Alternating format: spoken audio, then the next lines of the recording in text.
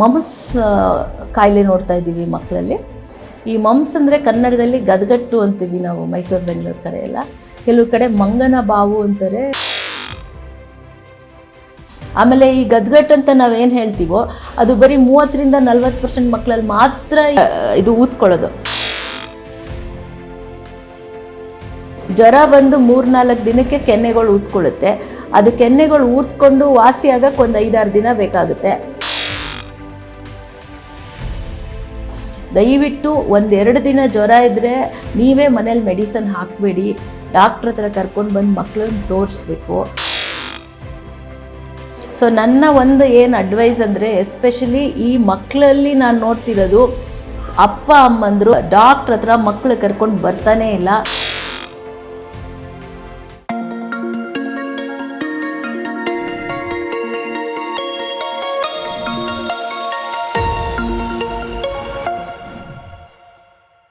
ನಾನು ಪ್ರೊಫೆಸರ್ ಎಚ್.ಎಸ್. ರಾಮ್ಯ, ಮಕ್ಕಳ ವಿಭಾಗದಲ್ಲಿ ಪ್ರೊಫೆಸರ್ ಆಗಿದ್ದೀನಿ. ಇಲ್ಲಿ ನಾವು ತುಂಬ ಈಗ ಮಮ್ಸ್ ಕಾಯಿಲೆ ನೋಡ್ತಾ ಇದ್ದೀವಿ ಮಕ್ಕಳಲ್ಲಿ. ಈ ಮಮ್ಸ್ ಅಂದರೆ ಕನ್ನಡದಲ್ಲಿ ಗದಗಟ್ಟು ಅಂತೀವಿ ನಾವು, ಮೈಸೂರು ಬೆಂಗಳೂರು ಕಡೆ ಎಲ್ಲ. ಕೆಲವು ಕಡೆ ಮಂಗನ ಬಾವು ಅಂತಾರೆ, ಮತ್ತೇನೋ ಮಂಗನ ಮೂತಿ ಅಂತ ಹೇಳ್ತಾರೆ ಅಂತ ಹೇಳ್ತಾಯಿದ್ರು. ಇವಾಗ ಸುಮಾರು ಮಕ್ಕಳಲ್ಲಿ, ಈ 2-7-8 ವರ್ಷದ ಮಕ್ಕಳಲ್ಲಿ ಈ ಗದಗಟ್ಟು ನೋಡ್ತಾ ಇದ್ದೀವಿ. ಅಂದರೆ ಈ ಪೆರೋಟಿಡ್ ಗ್ಲ್ಯಾಂಡ್ಸ್ ಅಂತ ಏನು ಹೇಳ್ತೀವಿ ಅದೆಲ್ಲ ಊದ್ಕೋತಾ ಇದೆ. ಅಂದರೆ ಮಕ್ಕಳಿಗೆ ಫಸ್ಟು ಕೆಮ್ಮು ಬರುತ್ತೆ, ನೆಗಡಿ ಬರುತ್ತೆ, ಜ್ವರ ಬರುತ್ತೆ, ಮತ್ತು ನುಂಗಕ್ಕಾಗಲ್ಲ, ಗಂಟ್ಲು ಕೆರೆತ, ಮತ್ತು ಜ್ವರ ಜಾಸ್ತಿ ಆಗುತ್ತೆ. ಮತ್ತು ಒಂದು ಕಡೆ ಇಲ್ಲಿ ಊದ್ಕೋಬೋದು ಕೆನ್ನೆ, ಇಲ್ಲ 2 ಕಡೆನೂ ಕೆನ್ನೆ ಊದ್ಕೊಂಡಿರುತ್ತೆ. ಅದು ನಾವು ತುಂಬ ನೋಡ್ತಾ ಇದ್ದೀವಿ ಇವಾಗ.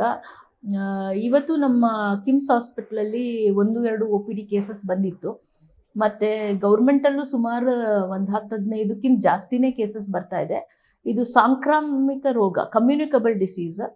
ಸೊ ಈ ಮಕ್ಕಳು ಕೆಮ್ಮಿದಾಗ, ಈ ಕೆಮ್ಮಿರುತ್ತಲ್ಲ, ಕೆಮ್ಮಿದಾಗ ಅದರಿಂದ ಬರೋ ಅಂಥ ಅದು ಹನಿ, ಅಂದರೆ ಅದು ಕೆಮ್ಮಿಂದು ಡ್ರಾಪ್ಲೆಟ್ಸ್ ಅಂತ ಏನು ಹೇಳ್ತೀವಿ, ಅದರಿಂದ ಬೇರೆ ಮಕ್ಳಿಗೂ ಅಥವಾ ಬೇರೆಯವ್ರಿಗೂ ಸ್ಪ್ರೆಡ್ ಆಗುತ್ತೆ.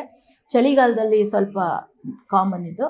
ಸೊ ಹಾಗಾಗಿ ಇದಕ್ಕೆ ಕೆಲವು ಮಕ್ಕಳಿಗೆ ಮೈಲ್ಡಾಗಿ ಸ್ವಲ್ಪದ್ರಲ್ಲೇ ಹೊರಟೋಗುತ್ತೆ, ಕೆಲವ್ರಿಗೆ ಮೀಡಿಯಮ್ ಅಷ್ಟು ಜಾಸ್ತಿ ಆಗುತ್ತೆ, ಕೆಲವ್ರಿಗೆ ಜಾಸ್ತಿನೇ ಆಗಿಬಿಟ್ಟು ಮಿಡ್ಲ್ ಇನ್ಫೆಕ್ಷನ್ನು ಅಥವಾ ಬೇರೆ ಬೇರೆ ಕಾಂಪ್ಲಿಕೇಶನ್ಸು ಆಗೋ ಸಾಧ್ಯತೆಗಳಿರುತ್ತೆ.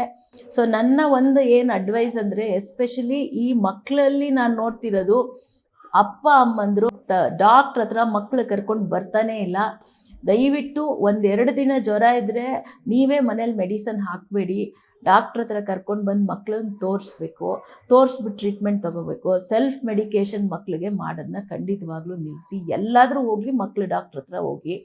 ಆಮೇಲೆ ಈ ಗದಗಟ್ಟು ಅಂತ ನಾವೇನು ಹೇಳ್ತೀವೋ ಅದು ಬರೀ 30-40% ಮಕ್ಕಳಲ್ಲಿ ಮಾತ್ರ ಈ ಮಮ್ಸಲ್ಲಿ ಕಾಣಿಸ್ಕೊಳ್ಳುತ್ತೆ, ಈಗ ಇದು ಊದ್ಕೊಳ್ಳೋದು. ಬಟ್ ಕೆಲವು ಮಕ್ಕಳಲ್ಲಿ ಇದ್ರೂ ಅದು ಗೊತ್ತಾಗಲ್ಲ ವೈರಸ್ಸು. ಸೊ ನೀವು ಬಂದು ತೋರಿಸ್ಕೊಂಡು ಟ್ರೀಟ್ಮೆಂಟ್ ತೊಗೋಬೇಕು. ಟ್ರೀಟ್ಮೆಂಟ್ ಏನಿಲ್ಲ, ವೆರಿ ಸಿಂಪಲ್ಲು, ಸಿಂಪ್ಟಮ್ಯಾಟಿಕ್ ಟ್ರೀಟ್ಮೆಂಟು. ತುಂಬ ಇದ್ದರೆ ಅಡ್ಮಿಷನ್ ಮಾಡ್ಕೋತಾರೆ, ಇಲ್ಲದೆ ಹಾಗೆ ಔಷಧಿಯಾಗಿ ಕಳಿಸ್ತಾರೆ.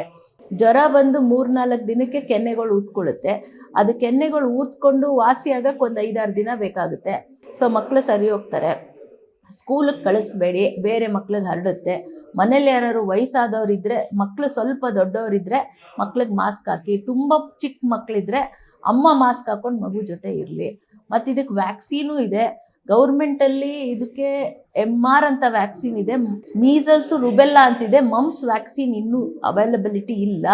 ಬಟ್ ಪ್ರೈವೇಟ್ಗಳಲ್ಲಿ IAP ಇದ್ರ ಪ್ರಕಾರ ಎಲ್ಲ ಕಡೆ ಸಿಗುತ್ತೆ. ಪ್ರೈವೇಟ್ ಅಂದರೆ ನಮ್ಮ ಮೆಡಿಕಲ್ ಕಿಮ್ಸಲ್ಲಿ ಮತ್ತು ಬೇರೆ ಬೇರೆ ಪ್ರೈವೇಟ್ ಪ್ರಾಕ್ಟೀಸ್ಗಳಲ್ಲಿ, ಬೇರೆ ಮೆಡಿಕಲ್ ಕಾಲೇಜಲ್ಲೆಲ್ಲ ಸಿಗುತ್ತೆ. ದಯವಿಟ್ಟು ಅಲ್ಲಿ ಹೋಗಿ ಹಾಕಿಸ್ಕೊಳ್ಳಿ. ಆಮೇಲೆ ಇದು ಒಂದು ರಿಕ್ವೆಸ್ಟ್ ಗೌರ್ಮೆಂಟ್ಗೆ, ಈ ಮಮ್ಸ್ ವ್ಯಾಕ್ಸಿನ್ನ ಇಂಟ್ರಡ್ಯೂಸ್ ಮಾಡಬೇಕು. ಬಿಕಾಸ್ ಎಷ್ಟೊಂದು ಔಟ್ಬ್ರೇಕ್ ಆಗಿರೋದ್ರಿಂದ ಈ ವ್ಯಾಕ್ಸಿನು 1 ಡೋಸು 9 ತಿಂಗಳಿಗೆ ಹಾಕ್ತೀವಿ, MMR ಅಂತ ನಮ್ಮಲ್ಲಿ. ಮತ್ತು ಇನ್ನೊಂದು 15 ತಿಂಗಳಿಗೆ ಹಾಕ್ತೀವಿ, ಇನ್ನೊಂದು 5-8 ವರ್ಷದ ತನಕ ಹಾಕ್ತೀವಿ. ಫಸ್ಟ್ ವ್ಯಾಕ್ಸಿನ್ ಕೊಟ್ರೇ ಒಂದು 80% ಎಫಿಕಸಿ ಇರುತ್ತೆ. ನೀವು 2-3 ಡೋಸ್ ಕೊಟ್ಬಿಟ್ರೆ ಅದು ಮಮ್ಸ್ ವೈರಸ್ಗೆ ತುಂಬಾ ಪ್ರೊಟೆಕ್ಷನ್ ಇರುತ್ತೆ. ಮತ್ತು ಇದನ್ನು ಹೆಂಗಪ್ಪ ಟೆಸ್ಟ್ ಮಾಡೋದು ಅಂತ ಕೇಳಿದ್ರೆ, ಇದು ಕ್ಲಿನಿಕಲಿನೇ ಜಾಸ್ತಿ ನಾವು ಮಮ್ಸ್ ಅಂತ ಹೇಳ್ತೀವಿ, ಗದಗಟ್ಟು ಅಂತ ಹೇಳ್ತೀವಿ. ಅಂದರೂ RT-PCR ಎಲ್ಲ ಮಾಡಬಹುದು. ಆದ್ದರಿಂದ ದಯವಿಟ್ಟು ಮಕ್ಕಳಿಗೆ ಸಣ್ಣ ಪುಟ್ಟ ಕೆಮ್ಮು ನೆಗಡಿ ಬಂದರೆ ಡಾಕ್ಟ್ರ್ ಹತ್ರ ಕರ್ಕೊಂಡೋಗಿ ತೋರಿಸಿ. ತುಂಬ ಗಾಬರಿ ಬೀಳೋ ಅಷ್ಟೇನಿಲ್ಲ. ಬಟ್ ಇದು ಕಮ್ಯುನಿಕಬಲ್ ಡಿಸೀಸ್ ಇದೆ. ಇದು ಒಂದ್ಸತಿ ಬಂದರೆ ಇದು ಇಟ್ಸ್ ಅ ವೈರಸ್. ಒಂದ್ಸತಿ ಬಂದರೆ ತಿರ್ಗಾ ಬರುತ್ತೆ ಅಂತ ನಾವು ಆ ಥರ ಏನು ನೋಡಿಲ್ಲ. But better to give, but immunocompromised ಮಕ್ಕಳಲ್ಲಿ ಆ ಥರ ಬರ್ತಾ ಇರ್ಬೋದು, ಬಟ್ ನಾರ್ಮಲ್ ಚೈಲ್ಡಲ್ಲಿ ರಿಪೀಟೇಟಿವ್ ಆಗಿ ಬರಲ್ಲ. ಸೊ ಆದ್ದರಿಂದ ತೋರಿಸ್ಕೊಂಡ್ಬಿಡಿ ಡಾಕ್ಟರ್. ಅನುಕ್ಷಣದ ಸುದ್ದಿಗಳಿಗಾಗಿ ವಿಸ್ತಾರ ನ್ಯೂಸ್ ಯೂಟ್ಯೂಬ್ ಚಾನೆಲ್ ಸಬ್ಸ್ಕ್ರೈಬ್ ಮಾಡಿ. ಹೊಸ ಸುದ್ದಿಗಳ ನೋಟಿಫಿಕೇಶನ್ಗಾಗಿ ಬೆಲ್ ಐಕಾನ್ ಕ್ಲಿಕ್ ಮಾಡಿ. ಲೇಟೆಸ್ಟ್ ಅಪ್ಡೇಟ್ಸ್ಗಾಗಿ www.vistaranews.com ವೆಬ್ಸೈಟ್ಗೆ ವಿಸಿಟ್ ಮಾಡಿ. ಅಂಗೈಯಲ್ಲೇ ಜಗತ್ತಿನ ಸುದ್ದಿ ತಿಳಿಯಲು ವಿಸ್ತಾರ ನ್ಯೂಸ್ ಕನ್ನಡ ಆಪ್ ಡೌನ್ಲೋಡ್ ಮಾಡಿ.